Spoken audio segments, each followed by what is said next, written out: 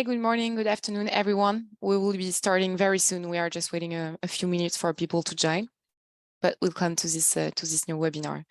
You can maybe already, in the meantime, connect to the Mentimeter, which is on the chat. So we'll put it in the conversation again, in the discussion. So you have a link to join or a code that you can also use.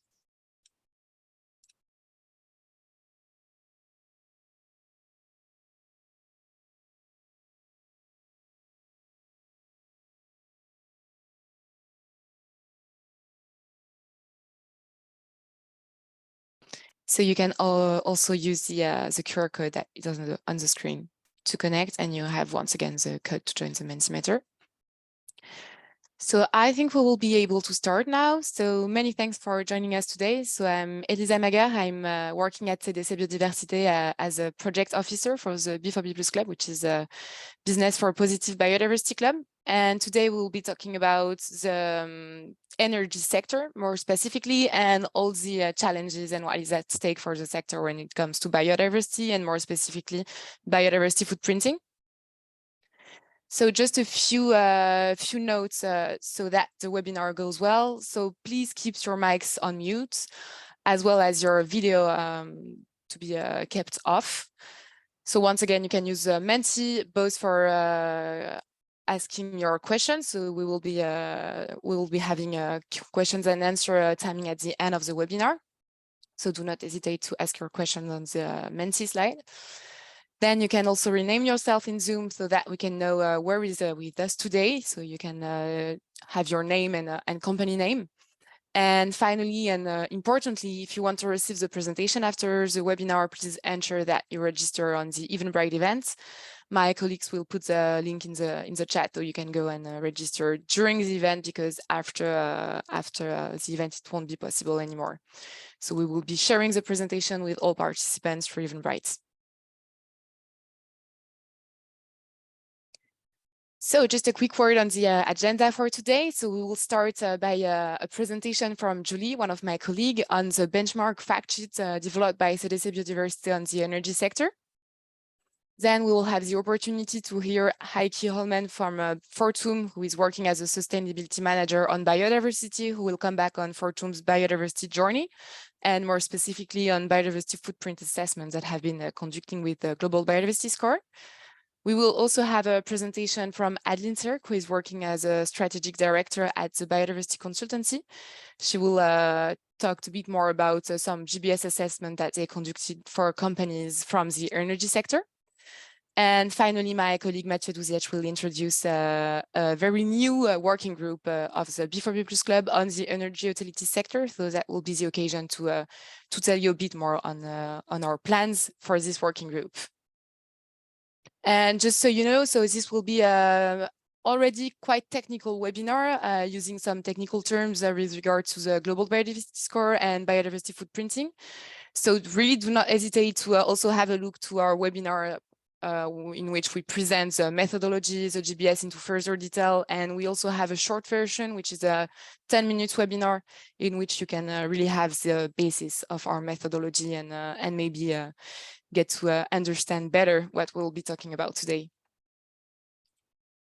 So first question on the Menti, we kindly ask you to indicate which company do you represent, so it will allow us to know who is with us today. So once again, you can use a QR code or the code that is on the chat, and indicate which company do you represent. So I will leave you like 1 minute to do so.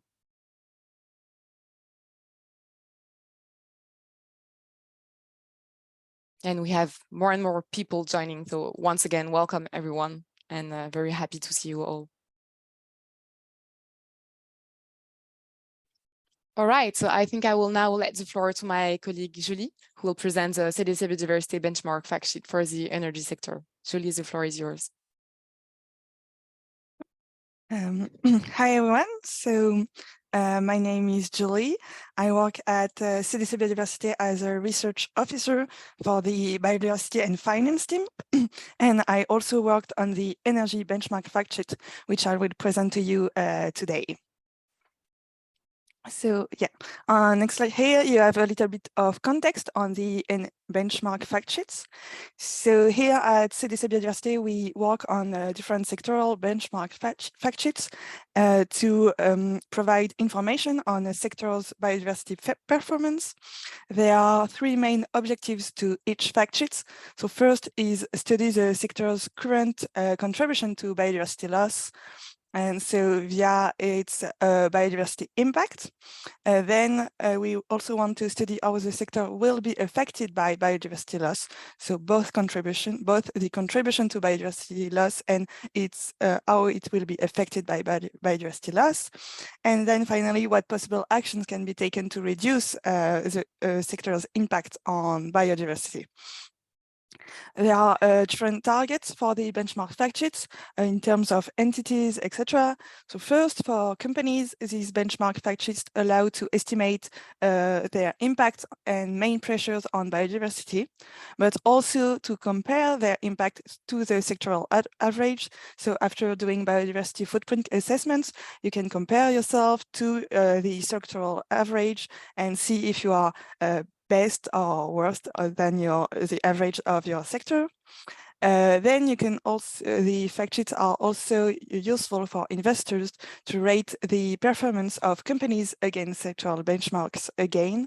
And finally, the goal of these fact sheets is to feed into the work of the EU Green Taxonomy by identifying low impact activities. On the next slide, you will see that we work on different sectors, and you have here a list of all different sectors we are working on and the status of the fact sheets. On the right, you see the high priority sectors identified by the French National Biodiversity Plan. And so today we'll talk about the energy benchmark fact sheet, which is still under development. We will share today a draft version of the fact sheets, and the final version should be published by the end of 2023. On the next slide, you can see normally you will see, yeah. So you see the global fact sheet. So it's a 4-page document. You also have a link both in the slide and in the chat, thanks to Mathieu. And so it's a 4-page document on the main biodiversity impacts and dependencies of the sectors. You can see here, so we have the main impacts, but also we study the impact by a subsector and by pressure, by scope, etc. And finally, we propose some reduction actions for this sector. We also have for each fact sheet a technical annex, which details the overall methodology of both of the GBS and also of all other focuses we might do. Here you have a few examples of different focuses we did for the benchmark fact sheet. So, and you also have a link to this technical annex in this document. So just to go a little bit more on the fact sheet, you have here the perimeter. So the scope 1 is the Exio-based industry group electricity, gas, steam, and air conditioning supply. So this corresponds to the NACE group, which has the same name. And you see here all the different sectors that are included in the scope 1. So first, the production of electricity by gas, nuclear, etc., but also the transmission and distribution of electricity. In terms of gas, you have the manufacture of gas and the distribution of gas.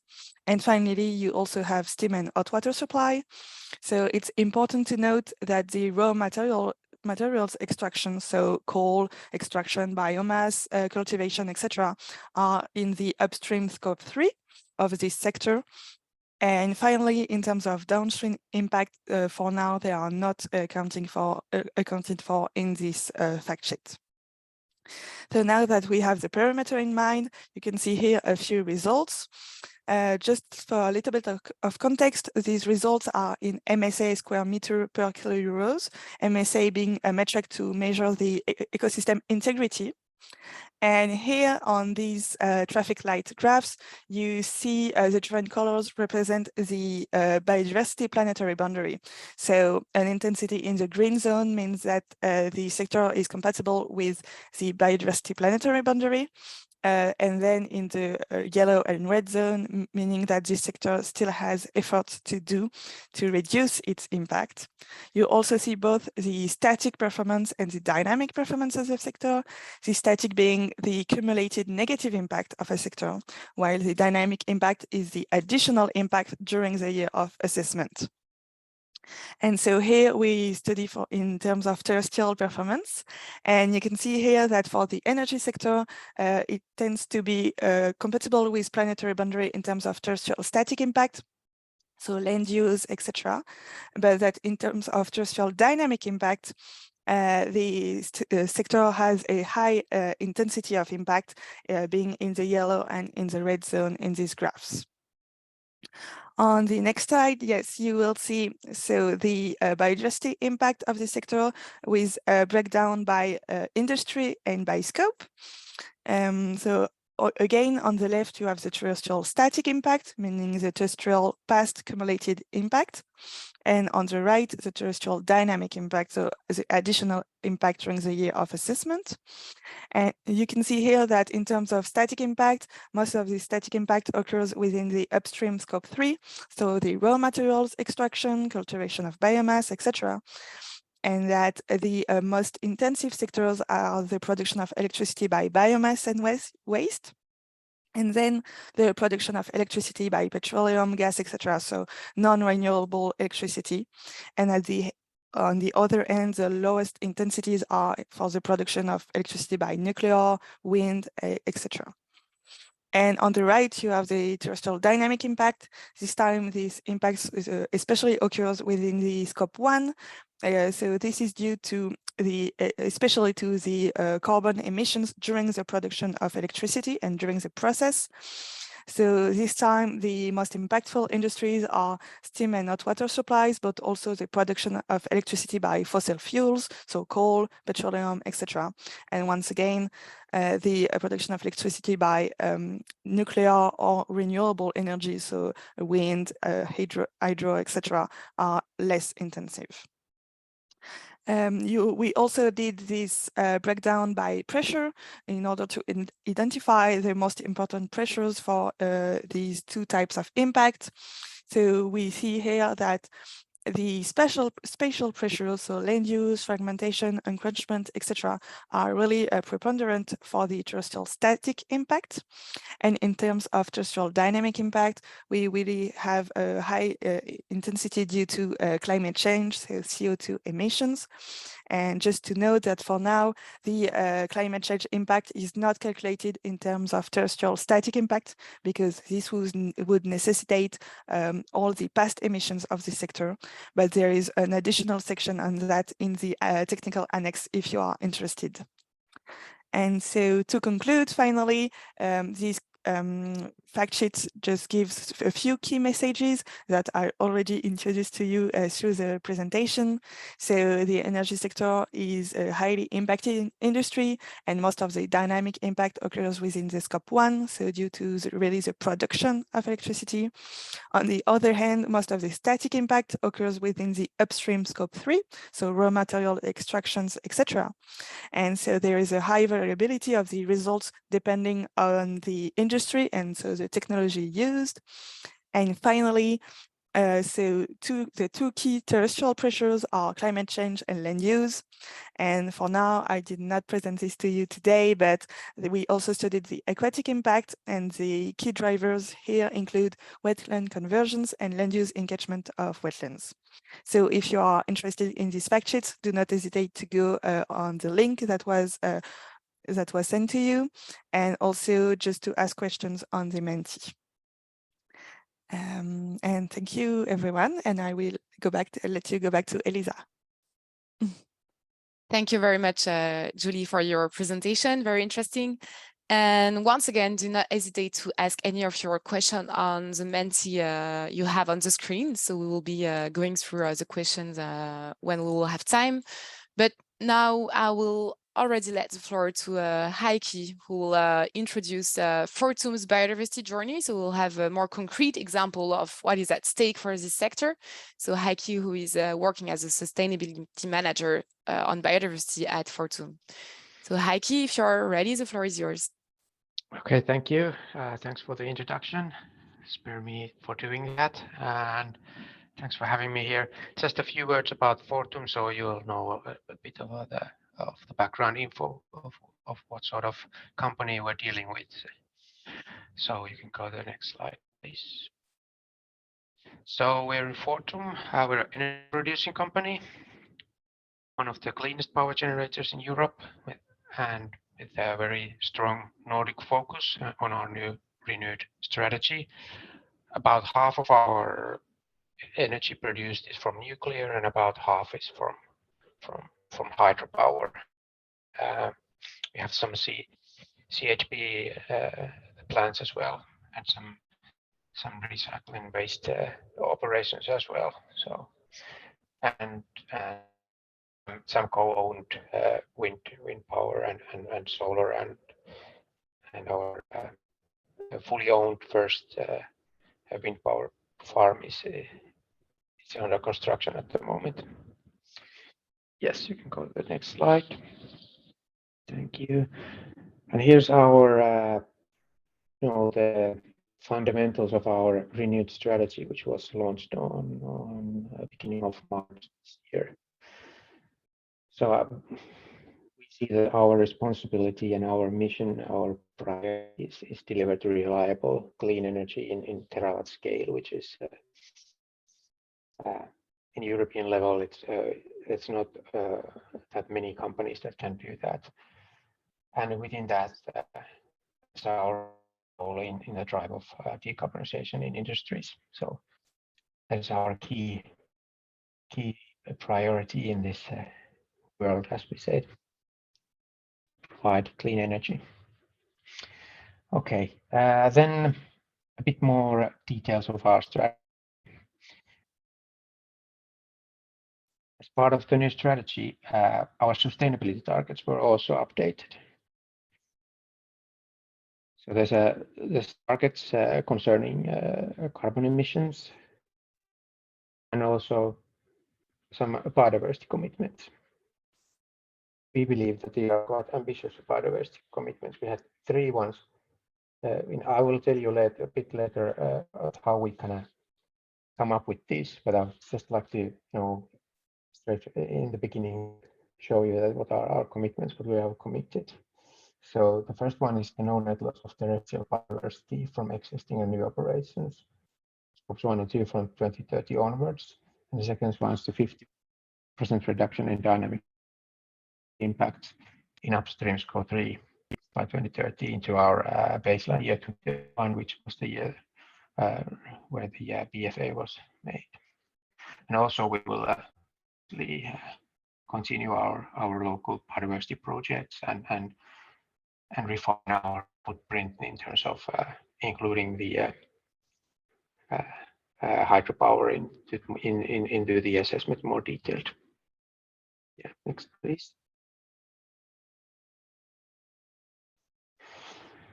So what we do at the moment, biodiversity at Fortum, I think this slide pretty much shows that what we have done before the BFA and continue doing this. So as an overarching strategic point, is we aim to improve our biodiversity in connection with our operations in all of our operations. So what we've done a lot of biodiversity related projects. Some are voluntary, some are regulatory. For example, in hydropower, we used for fish applications about 2.1 million euros in year 2022, and in other initiatives, well, something like 0.4 million euros. We also have a project in Sweden. We're tearing down small hydropower dams and so forth. So all the major voluntary planned biodiversity projects are presented in our yearly updated biodiversity action plan, which can be found in our website. And also we report our actions in our sustainability report yearly. And then we have some case studies and highlighted, presented at our website. So please go and have a look at it if interested. Okay, yeah, next one, please. So anyway, let's go to the case that why we're here. So it says it's the BFA, what we've done in the with the GPS. So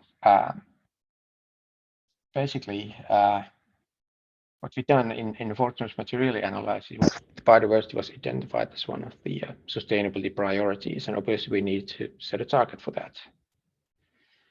So at the start of 2022, Fortum committed to develop a science-based strategy to measure impacts on biodiversity and to work on enhancing biodiversity in its operation, in our operations, and in our supply chain as well.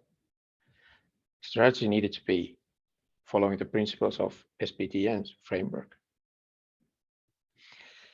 So here we can see, which is, I think, quite a lot of general information for you all of you, why it was needed and what's the kind of fundamentals of doing it.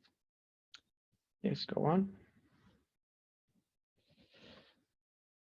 Yeah, so we did it by using global biodiversity score. Obviously, we need to select it first. That was the first steps to decide whilst beginning the work. We mapped for possible tools and example had discussions with our peers about their experiences. And at the result of this process, we decided to go forward with the CDC and with the GPS tool. And looking back, I see it was worth doing it. When I regret it, it's been a good cooperation.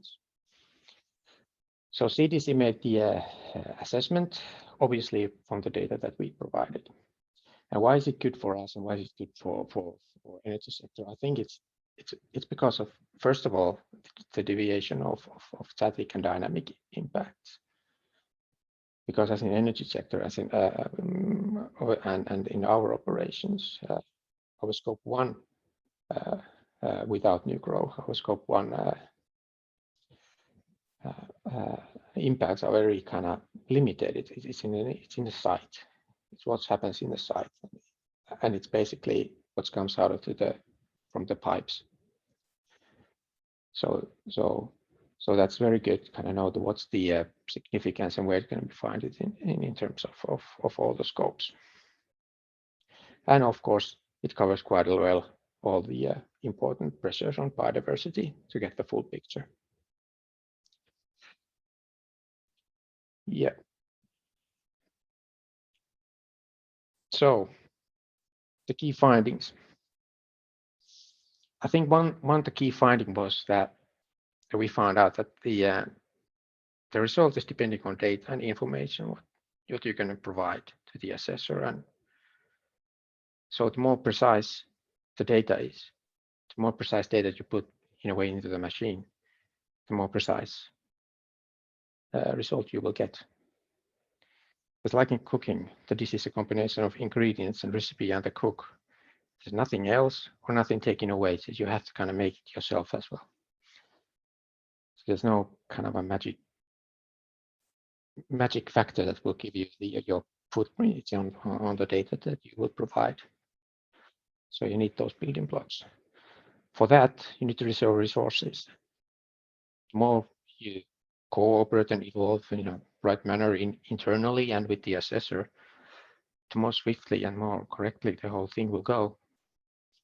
Because finding the data, the right persons to provide it, and the right persons to kind of give you information about your operations, if you're not kind of, knowing everything about what's going to happen with the processes and what's kind of data it's possible to get. So that might take some time. So I think that's worth kind of be prepared about that. Yeah, and obviously you need to kind of do your homework on the methodology. I hope that's one thing. That's one thing I would kind of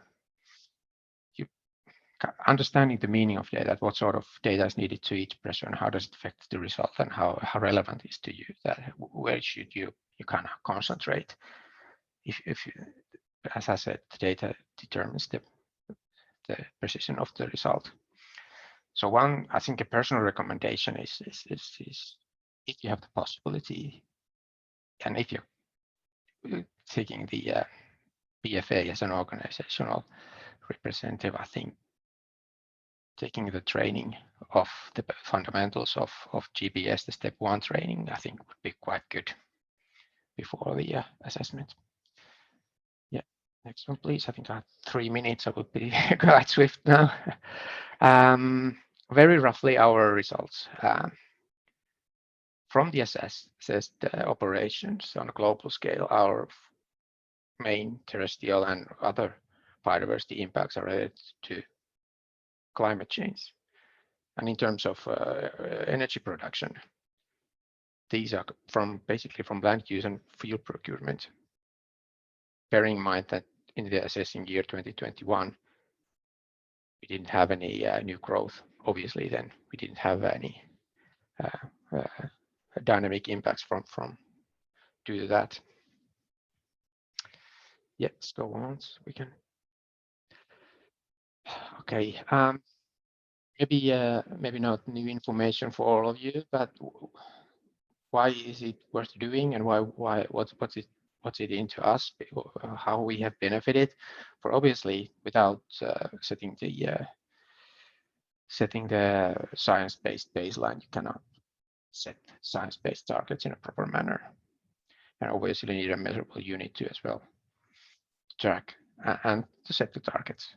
So that is a very kind of important thing. Yeah, the global call for biodiversity issues it's growing, as we all know, and we've been having these discussions and having questions about from foreign investors, officials, NGOs, and it's kind of more pleasant to be, in a presence to say that we have where we are at the moment, that we have done science-based baseline and we have set science-based target in a proper manner. And within it, obviously, you will find out your impacts and dependencies, and within that, and risk and possibilities.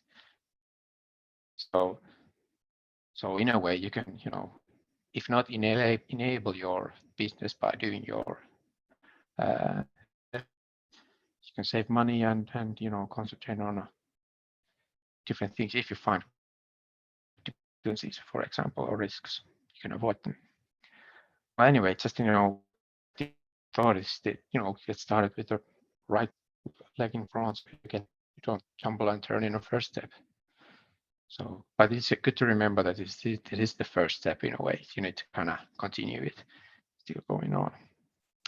Okay, and then I think the next one, yeah, that was just in time. So I think my last kind of a striking sentence is to make it that don't fake, because you will get caught if you don't do it. You will bound to have questions how your company have dealt with biodiversity issues. Questions may come from general public investors. Maybe it's your grandma before she takes her last breath. Maybe not. But anyway, take the first step. But that's my be brave enough to do it. Thanks.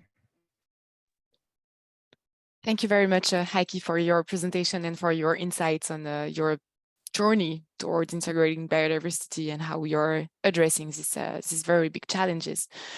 So once again, you have the Mentimeter on which you can go to ask your question to Heikki if you have any. So I'm on the Menti at the same time, and so far we don't have any questions for Fortum, but you have time, and we'll have some time at the end of the webinar to go on your questions. And I can see that we have some questions on the benchmark fact sheet, so we will come back on this at the end of the webinar. But so far we will let the floor to Adeline Serckx, who is working as a strategic director at the Biodiversity Consultancy. and she will present some GBS assessments conducted for companies from the energy sector. So Adeline, if you're already ready, I give you the floor for your presentation. Thank you very much. Yes, thank you. Can you go to the next slide? So yes, so today I will present two GBS assessments that we conducted for the energy sector last year. So you can go to the next slide. So this first case study was for a company, and they asked us to assess upstream value chain. So what is important here to keep in mind is we will never present direct operation because they ask us to remove that from the scope of work. The company covers 4 operation types: onshore wind, offshore wind, solar, and bioenergy. And this study has 2 main objectives. So all the results are presented separately because they really wanted to assess that separately and have an understanding on how it goes. The first part was to understand what are the ongoing impact for operation and maintenance. So that was done across the portfolio of their site. So all the site they had in 2021. The second part was the objective was to understand the impact from the construction for new operation site. And so for that, we estimate the impact from the raw material used in turbines, solar panels, and cables. And so that was conducted only for 2 specific onshore wind farms, 2 solar farms, and 1 offshore wind farm. So that doesn't represent the entire portfolio. And therefore, in the part 1, the operation and maintenance, you'd really just have the impact for this operation and maintenance, not the construction of the site. You can go to the next slide, please. So what is important to keep in mind when we present the result and to understand those results is, so first we presented the ecotoxicity separately, because these numbers should be taken more as illustrative. They represent the importance of this pressure, but the exact numbers, there are still some uncertainty in the way it is modeled. So the company should not consider that as an exact estimate of their impact, but more get an understanding on the importance of the pressure. In terms of operation and maintenance, so the footprint that we are presenting represent 1 year footprint. For that reason, we presented static and dynamic together. Most of the information was based, most of the data were based on financial information. So again, here, it's just an order of magnitude estimate. The numbers can be refined in the future. And as you will see, some of those estimated footprint are quite large, and that was reflected of the large spend data provided by the company. In terms of raw materials, so that represents also a 1 year footprint for the raw materials used in the production of turbines, solar panel, and cables. What is important to keep in mind is it doesn't include the impact of the industry producing this component and the impact of transporting all those components to the site of the company that we were assessing. It's really focused on the raw material, which are the main impact for the construction of those operation sites. And we have also presented the estimated impact per megawatt to help them to understand if they decide to develop a new project, what could be the estimated footprint of those new projects. But what is very important to keep in mind when you look at those results is that it is based on a specific type of turbines, solar panels, cable that they have provided. So if they switch to other type of turbines, that could change the impact. So it's just a rough preliminary estimate to get an idea on what would be the impact of a new site per megawatt. Next slide. So this is the overall result for the operation and maintenance. So as I have mentioned, we have some static and dynamic to represent the footprint of 1 year here. As you can see, we present the terrestrial impact and freshwater separately, and we have presented ecotoxicity separately too. So you can see that bioenergy is the main source of impact for the operation and maintenance, and this is associated to the fact that they were buying a lot of natural gas for the biomass operation type, and so that's creating a lot of impact. What is important to keep in mind is that natural gas extraction is only model for onshore extraction, but those type of impact can also occur in some area in the marine realm, and this is not estimated via the GBS. So we consider here that everything would be extracted onshore. And for this pressure, what is important to keep in mind is that natural gas can be located in area with high biodiversity significance. So in terms of action and recommendation for the client, it's really important to improve the traceability, identify the sourcing location to see what can be done in those locations.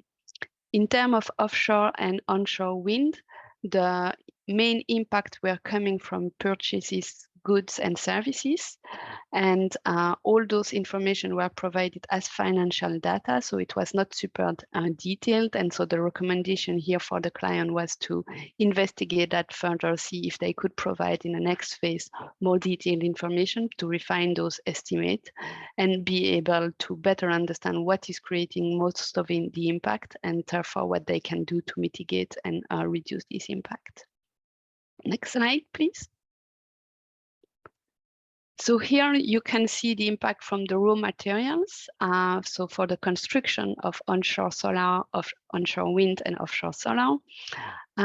As you can see, offshore wind is the create most of the impact. And the reason for that is because there are a lot of cables coming from offshore to onshore, so that create more impact than onshore wind.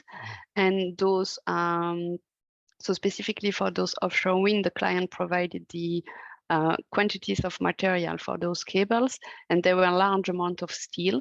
And so that's created a lot of impact, and that explained the difference between onshore and offshore. In terms of the onshore and offshore wind, both footprints are much larger than for onshore solar. And the reason for that is because there are large quantities of metals used in turbines and cables, so like copper, steel, aluminum, and iron. And all those metals are creating a lot of impact on biodiversity. And specifically, they are creating also a lot of ecotoxicity.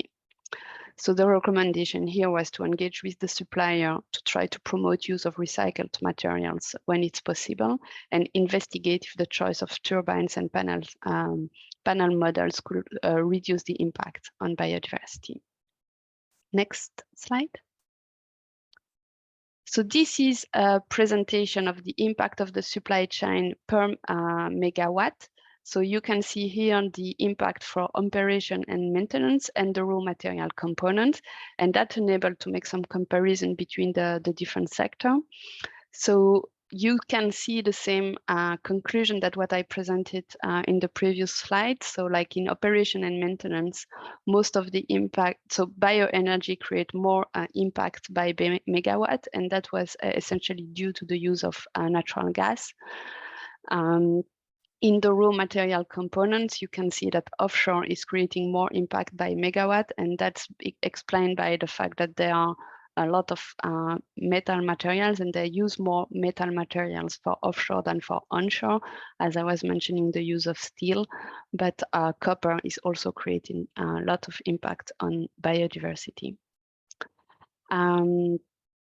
Yes, so I think that's all what I have on that case study. So now we can go on the second one. So for that one, we focus actually on direct operation. So we didn't assess the supply chain. Next slide. So in that case, so the company asked us to look at the direct operation. This project was a bit specific because we had several operation types, and what they asked us was also to assess which type of data they should provide to have a good estimate of their impact. So as you will see, I will just give one example here because we don't have a lot of time. So we choose onshore wind farm, and we have assessed different the impact of that specific direct operation using different type of data to look and investigate how the information would change. how the estimated impact would change depending on the information that we input in the GBS. And the output of the GBS are presented as the estimated footprint, so static plus dynamic for the year of the assessment. And then we present also the annual accumulating footprint, so the dynamic impact, what would occur every year. Next slide. So that's the result for one operation, one onshore wind. As you can see, the profile of the pressure is quite similar, but when the client provided some information, so the land use remained the main impact, then you have pollution, a bit of water, and a bit of climate change. The footprint is reduced when the client provide more precise information, so they specifically provided data on land use, and that enabled to refine the estimate and to reduce the estimate of the footprint. Next slide. So this is the overall interpretation and presentation on the results. So what it shows, as I was just mentioning, is land use is the main pressure on biodiversity.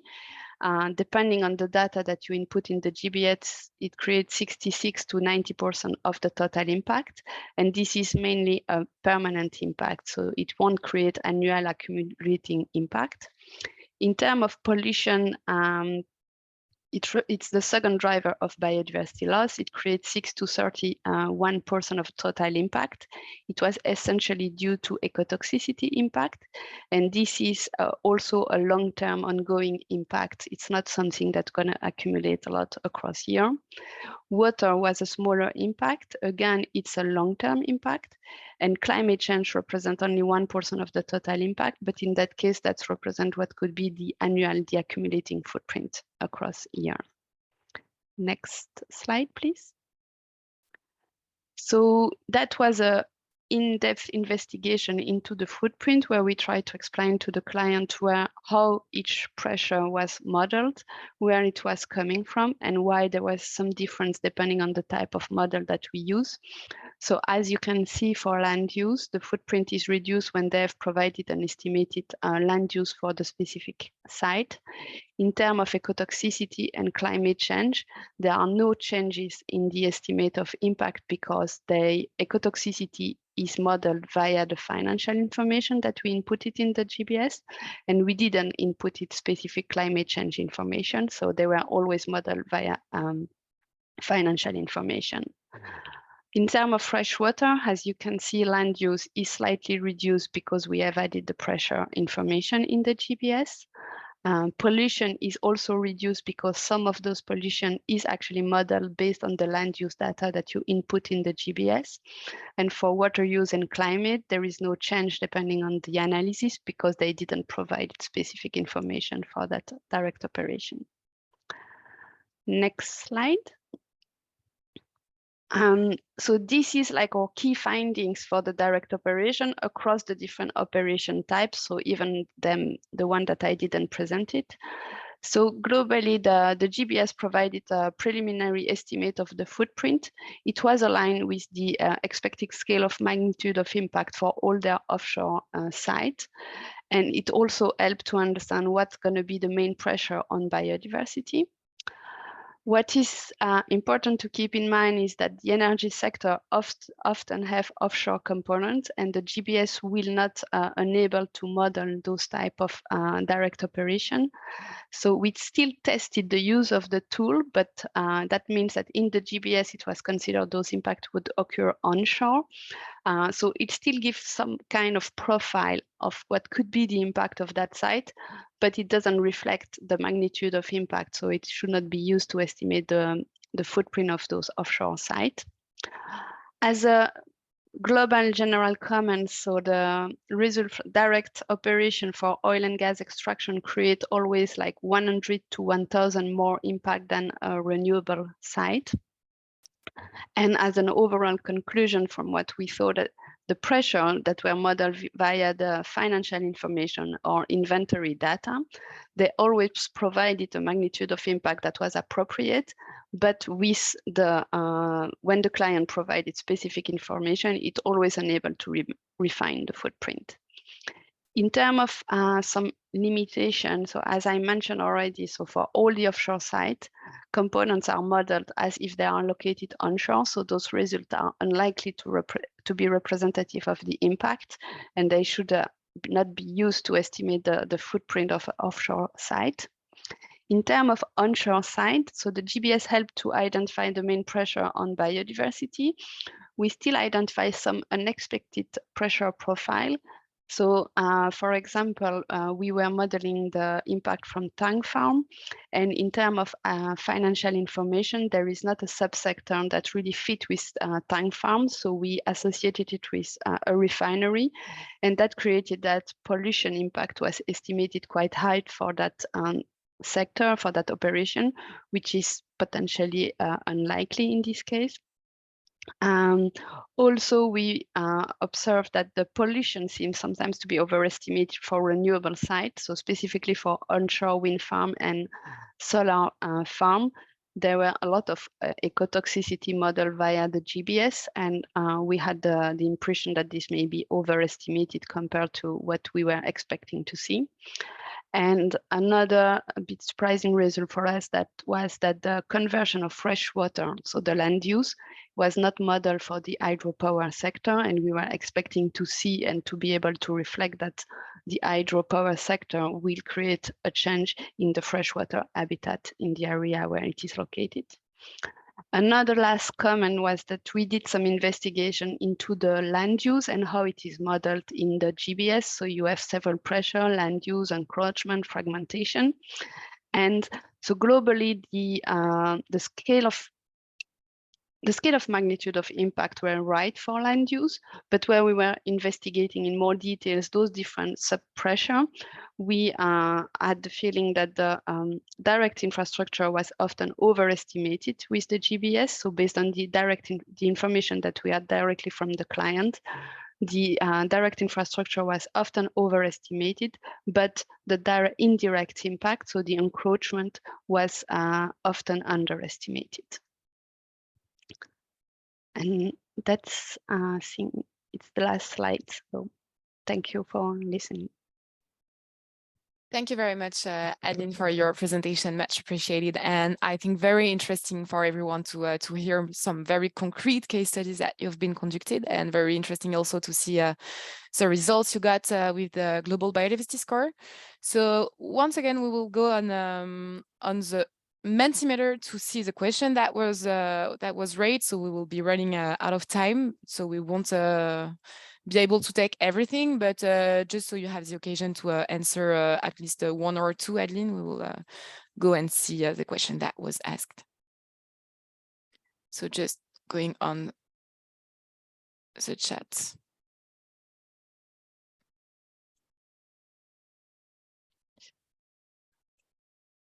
Okay, so these questions were on the benchmark, but we will go on the, well, there is one question for you with 2 likes, so we will go through this question in priority.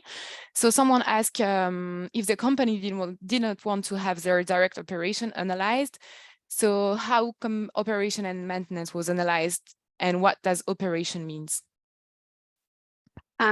Yeah, so that was, when I say direct operation, it means really the footprint of the site. So like the wind farm, the land use in that area. So what they wanted to include is all the costs where they have some suppliers. So the operation is often done by suppliers, and the maintenance of the site. So it's all what they buy to make the site working for 1 year. But what I mean there is we didn't include the like land use, carbon emission from the specific site and this kind of thing, but only all the supply that come to the site.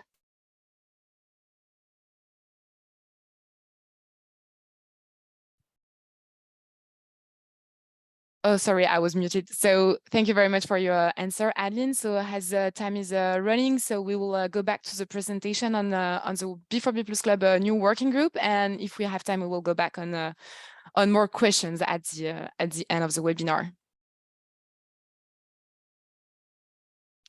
So my colleague Mathieu Douziech will take the floor to present the new working group of the B4B+ Club on the energy utilities sector. So Mathieu, the floor is yours. Hi, hello everyone. Thank you, Elisa. So I'm Mathieu Douziech. I've recently joined CDC Biodiversité, and I'm working for the B4B Plus Club. So the B4B Plus Club has decided to launch a new working group dedicated to energy utilities, which is a very important sector in today's and tomorrow's economy, but which is facing very particular challenges due to the diversity of energy sources and provisioning, of the different categories of installation, and of course, of the development of new technologies. Therefore, assessing the biodiversity footprint of this industry is not only key, but challenging. And through this working group, we will seek to improve our understanding and how to improve biodiversity assessments. So to give you a bit of context of the launch of this new working group, the B4B Plus Club is hosted by CDC Biodiversité, and it aims to understand how biodiversity footprint assessment tools, such as the Global Biodiversity Score, can help decision-making and strategy orientation, to anticipate financial, regulatory, and market developments, especially concerning the assessment and reporting of biodiversity footprints, and to keep our members well informed. And for that, since 2016, and we are an ecosystem of stakeholders organizing various meetings each year, so twice a year for each working group, as well for a plenary. Regarding these working groups, we have developed 3 different ones. So one dedicated to consultants, one for finance, and one for value chain. And we are also working with different partners, as you can see on the slide. And in 2023, we are also launching 2 new working groups. So one dedicated to biodiversity credit, with the first session is to be held on June 6th, and one dedicated to the energy utility sector. To give you an overview of the different mission of the club, we also provide a literature review on biodiversity footprints. We form an innovative hub to understand and analyze innovative topics regarding biodiversity. And for that, we can organize some case studies, either on a restricted perimeter or on innovative topics, such as dedicated case studies for the energy utilities. We also have priority access for each members to the different trainings we provide. And we also provide technical support for our members and through dedicated and regular webinars. And finally, there is a GBS license that is included as part of the membership. Now, to go deeper on the new working group we are launching, energy utilities is a key economic industry that is and keeps playing a crucial role towards the green transition, but its impacts and dependencies on biodiversity are not well known and not well measured. So this is the role of the B4B Plus Club to help our members to understand the methodological questions, sharing the best practices and challenges at stake. For that, during the first working groups, we will contribute to innovate in terms of biodiversity footprint assessment in the energy sector, to contribute to the development of methodologies for specific subsectors, and to share best practices and lessons that were learned for this specific sector. More globally, we will be working on specific concern, especially the impacts on biodiversity regarding hydroelectric dams, regarding cooling water use, but also the impact of different types of biomass and dedicated installations and their related environmental safeguards, as well as the impact of the easement band areas on biodiversity. So this new working group will be in English and open to all companies that work in these specific industries, the financial institution that finance or invest in this specific industry, but also to every consultant that wish to work on these sectoral issues. So as I was saying, there will be 2 annual meetings for this working group with additional short working groups dedicated to welcome external experts and major players of this industry. We will also conduct a specific literature review for energy utilities to provide members with latest reports, news, and events. And we offer also to our members the possibility to carry out case studies within the framework of the club membership. And you can reach out to us through the email address you can see on the slide. And if you want to learn more on the B4B+ Club, you can, of course, go through the different testimonies we received from our members, but also through webinars we organize to present further the B4B+ Club, and you can find the link on the slide on the presentation. Thank you. Thank you very much, Mathieu, for introducing this very new working group of the B4B+ Club. So, of course, we will be more than happy to discuss with some of you if you're interested in having further details, and we are really looking forward to launching this working group this year. So one last question for you on the Mentimeter. So once again, you can go on the Meti if not already on the slides.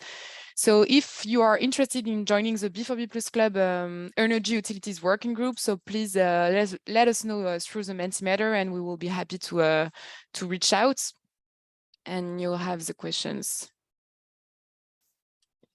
Just going on the right slide.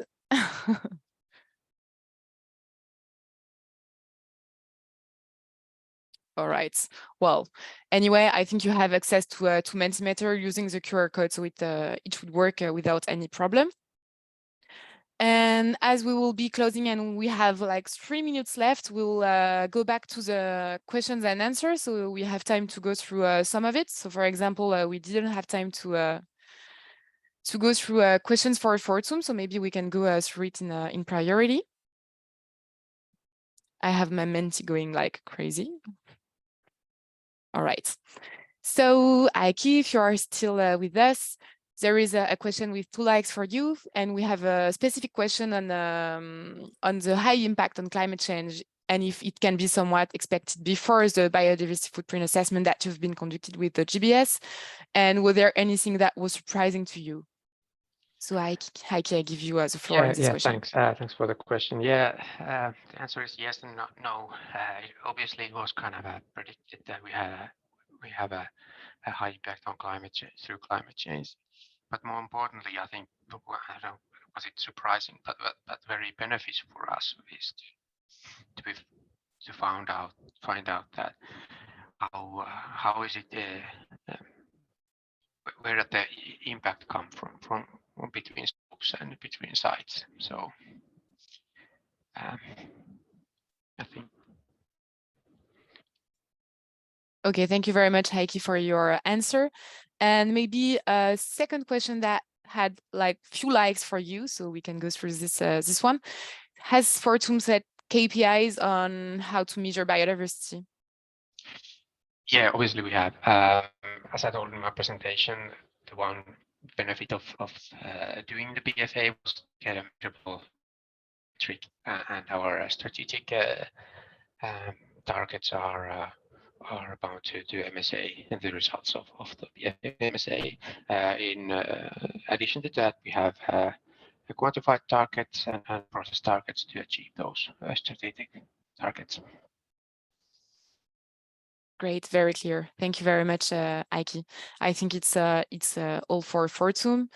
And maybe one question on the benchmark fact sheet on which we can go. So each subsector in the energy sector has different pressures and impact areas. So how can investors use the fact sheet to compare one energy companies with the sector average? So Julie, this one is for you.